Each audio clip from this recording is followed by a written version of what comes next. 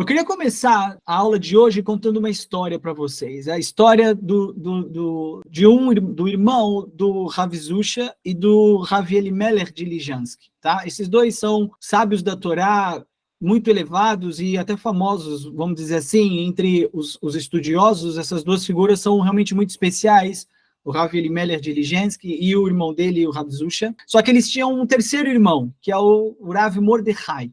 E a história que eu queria contar é sobre ele, sobre o Rav Mordechai. E a história do Rav Mordechai é a seguinte: o Rav Mordechai, ele estava muito doente, e tão doente ele ficou que ele precisou, sabe, ficar em repouso absoluto, completo, e ficava cada vez mais fraco.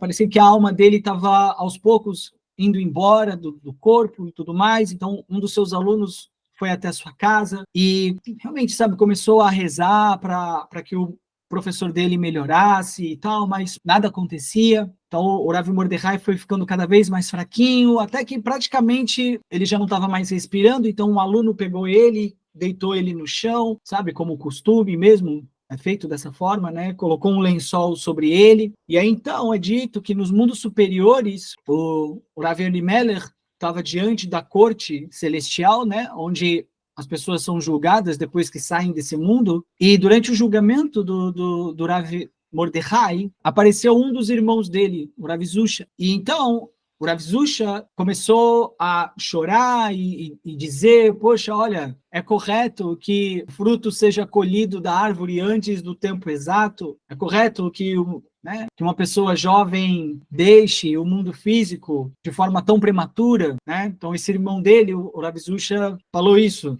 na corte e tudo mais, mas o decreto tinha sido feito, nada poderia, né, mudar o decreto. Então entra um outro irmão na corte, o Rav Elimelech, né? E da mesma forma ele diz essas mesmas palavras, só que agora ele diz que esse decreto ele tem que ser anulado, e ele usa o poder do Zohar, do livro do Zohar, para anular esse decreto de morte. E isso causa um certo rebuliço na corte, né, e tudo mais, mas como ninguém ali tinha poder para se elevar acima do livro do esplendor, do livro do Zohar, então a alma do Rav Elimelech voltou para o corpo dele, foi, né, retornando aos poucos e foi ficando com o rosto mais corado, até que então ele abriu os olhos, já que nesse mundo, né, a alma dele retornou, e pediu para comer alguma coisa. Inclusive é um sinal de que a pessoa já está plenamente estabelecida, né, quando ela está com vontade de comer. E assim, essa é a história, tá? Ela não é uma história com reviravoltas e tal, é uma história simples até.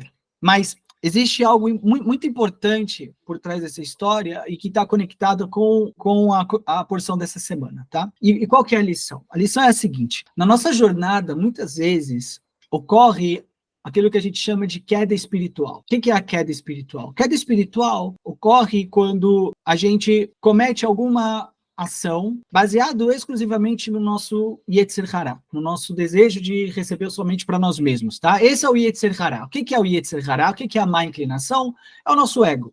É o desejo de querer tudo somente para si mesmo, tá? Que se manifesta de diferentes formas. E quando a gente age baseado nesse ego, ocorre o que a gente chama de queda espiritual. É esse momento em que a gente é reativo com alguém, é esse momento que a gente faz alguma ação, sabe, realmente muito negativa, fala mal de alguém, comete algum tipo, sabe, de ação que prejudica a nossa alma, o nosso emocional, ou até o nosso corpo, algum vício que a gente tenha. A gente realiza essas ações, então é o que caracteriza essa nefilá. O que é nefilá? O termo nefilá, nefilá significa queda. Essa é a queda. E aí, normalmente, quando ocorre uma queda espiritual, a gente se sente desmotivado, a gente se sente fraco, a gente se sente esquecido por Deus, a gente começa a ter um auto-julgamento muito grande, dizendo que nós não somos isso, nós não somos dignos, nós, sabe, a gente pisou na bola, sabe, sentimentos assim de depreciação,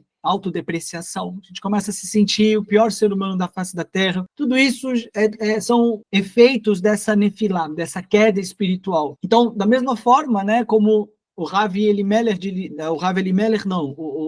o Rav Mordechai, ele experimentou essa morte, né? A gente também experimenta um nível de morte, essa queda espiritual, essa esse sentimento de desconexão com a luz do Criador, também é um tipo de morte, é um nível de morte. Na verdade, é morte, porque se você não está conectado com Deus, se você não está conectado com a luz, você está morto. Por quê? Porque Ele é a vida, só Ele é a vida. Na verdade, o que a gente chama de vida, normalmente não é vida. A vida não é simplesmente você acordar, ir para o trabalho, comer alguma coisa, conversar com as pessoas, andar para lá e para cá, se casar, ter filhos. Né? As pessoas falam, isso é a vida. Não, isso não é a vida. Isso só é a vida se todas essas coisas envolverem também a presença da luz do Criador. Porque se você fizer todas essas coisas, mas não tiver com a sua consciência elevada, conectada com Deus, que é a vida, é a única e verdadeira vida, todas essas ações, na verdade, estão desprovidas de vida. Não é vida de verdade. Então, estar vivo, no sentido mais literal, envolve a conexão com a luz do Criador.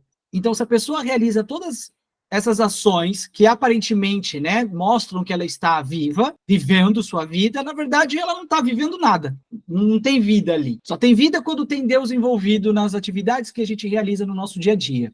Esse é o ponto. E essa desconexão ocorre por conta dessas quedas espirituais. E o efeito depois dessas quedas é justamente esse sentimento de vazio, esse sentimento de escuridão, esse momento de desconexão e tudo mais. Agora, qual que é o ponto? O que foi que trouxe o Rav Mordechai de volta à vida? Na história que eu contei para vocês, foi o livro do Zohar, o livro do esplendor, esse livro aqui, ó, o livro do Zohar. Ele foi o responsável por trazer o Rav Mordechai de volta dos mortos, né? Fez ele ressuscitar, em outras palavras, né? Agora, o que significa isso? O que significa, né, essa ideia do livro do Zohar ter sido a chave para fazer com que o Rav Mordechai ressuscitasse dos mortos, né?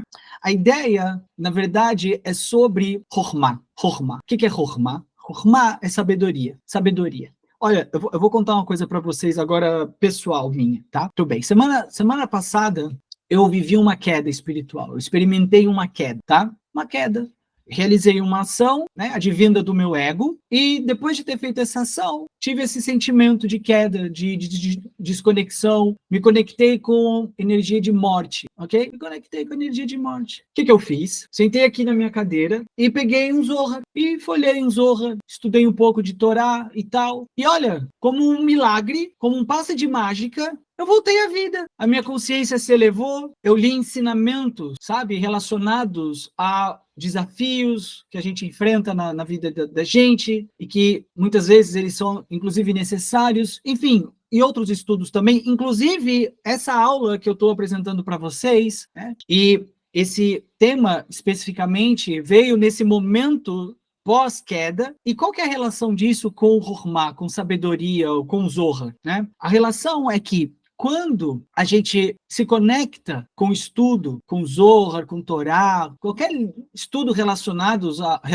à Torá, isso é o que vai ajudar a gente a nos reerguermos de forma mais rápida. Porque vejam, amigos, a queda espiritual, ela é quase certa. Ela é quase certa. Eu diria que ela é inevitável, inclusive. Vão haver momentos que você vai agir de acordo com o seu ego. Vai haver momentos em que você vai falar mais alto com a pessoa que você mais ama. Vai haver momentos que você vai entrar num conflito com filhos, com amigos, com sócios, sabe? Vai ter momentos em que você vai realizar atividades que podem prejudicar o seu próprio corpo. Vai haver esses momentos de queda. É quase que inevitável. Na verdade, é inevitável. Para pessoas da nossa geração, é inevitável. Se a gente estivesse falando, sabe, de pessoas do passado, Sadiquim e tal, pessoas com envergadura espiritual, sabe, forte e tal, essas pessoas conseguiriam evitar. A gente também tem a possibilidade de evitar essas quedas, mas inevitavelmente vão haver momentos em que a gente vai cair espiritualmente. Agora, o que vai determinar o quanto tempo você vai ficar caído é a sabedoria.